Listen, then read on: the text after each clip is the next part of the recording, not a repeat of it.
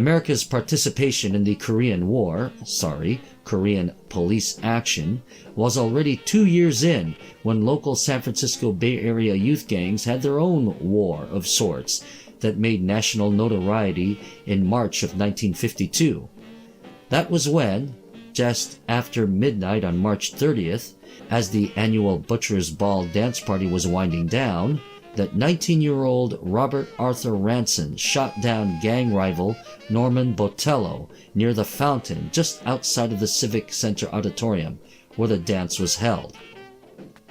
Ranson, at the age of 12, had suffered from a bout of rheumatic fever, the result of which compromised his heart, affecting his stamina and dashing his childhood hopes of becoming an athlete.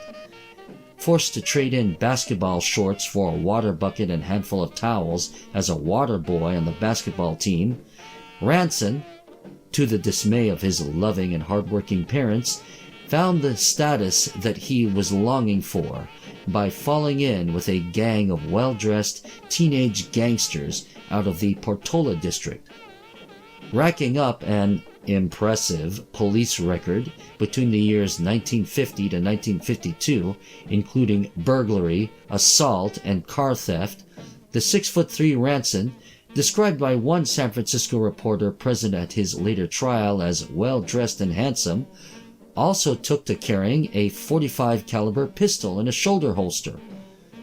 Well, we did say that despite his tall frame, he was physically compromised. Perhaps that is why, after agreeing to a group fistfight outside of the dance, with Ranson's Portolas against the much shorter Norman Botello and his gang from the Fillmore district, that Ranson drew a pistol instead. The girls from each of the different groups were also there, and Botello's girlfriend, 19-year-old Edith Apodaca, had even tried to disarm Ranson, grabbing our would-be basketball hero from behind before receiving the butt of Ranson's pistol for her trouble. That's when the Civic Center shooter shot and killed Botello, along with another 19-year-old, Andrew Ulibari, while wounding James Bennett, Thomas Hinman, and James Erickson. Sounds more like a scene out of many a 1950s TV and movie western than the stereotype of a 1950s gang rumble. Ranson would be handed a life sentence, serving out his time in San Quentin prison, though, as we know, a life sentence doesn't necessarily mean an actual lifetime of imprisonment. According to the California Archive, which houses surviving historical documents and records for the state, Ranson was up for parole in 1966 but wasn't discharged until 1977. The irony is that Ranson and Botello didn't even personally know each other and hadn't met until the night at the dance. Yes, it was just like a teenage romance, but in reverse, as they eyed each other across a crowded dance floor before deciding that he was the one. Ah, hate at first sight. Two more notable details should be pointed out.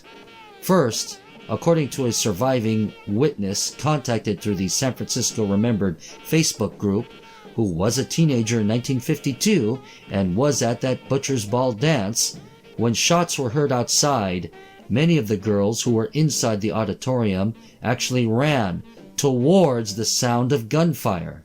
Really, girls? Second, surviving press reports frequently noted the well-dressed nature of those arrested in this entire affair, including Ranson himself. Ranson, his Portola gang, as well as their Fillmore, Mission, and Potrero Hill rivals and allies were, most likely, members of the White Shoe gang subculture. White shoe because of the white buckskin shoes along with the clean-cut Ivy League mode of dress that participants in this very San Francisco 1950s subculture sported. Yes, that's Pat Boone, and no, he himself wasn't a gang member, as far as we know anyway.